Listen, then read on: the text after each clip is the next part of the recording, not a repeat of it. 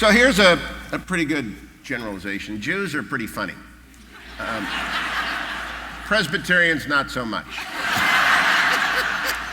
When Catholics drink, they tend to get funnier. And so on down the line. But Jews are pretty funny. Dennis, why do the Jewish people have this amazing... You talked about this, by the way. You had a caller on Friday who said, Jews are funny. They laugh at themselves more than any other ethnic group. I said, where does that come from? And is it biblical? He's the man. He's your man. Wayne will answer all questions now pertaining to the Bible.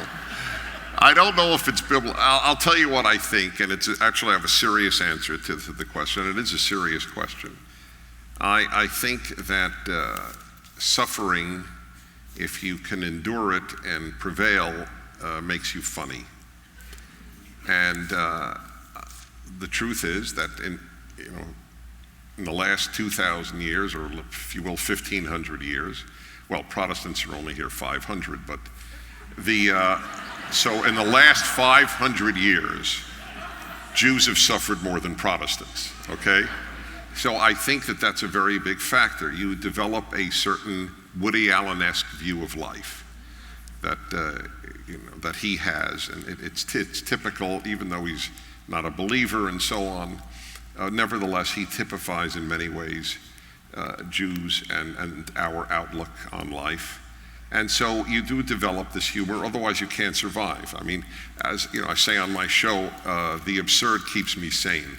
And so I think that that's a big factor. Yes, we do laugh at ourselves. In fact, the last night I did an evening with Adam Carolla. Have we done one in Phoenix? Okay, so last night we did it in San Bernardino, California. So I told a joke. Here's a great self-deprecating Jewish joke. Ready? And I doubt if there was a self-deprecating Presbyterian joke. Okay? I think you could even on Google you probably Presbyterian humor. You know what you would get? Check if you spelled it correctly. So here's the joke. It's a great one. You'll enjoy this. So here, and I don't know many jokes by heart, but I so enjoyed this one I memorized it.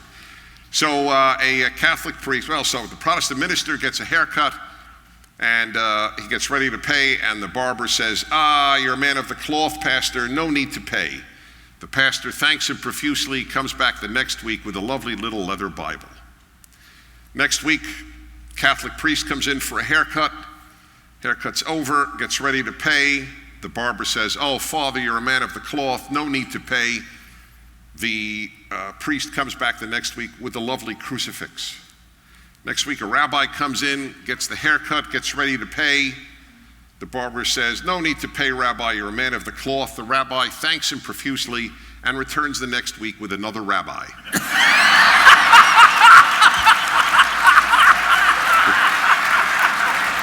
There you go.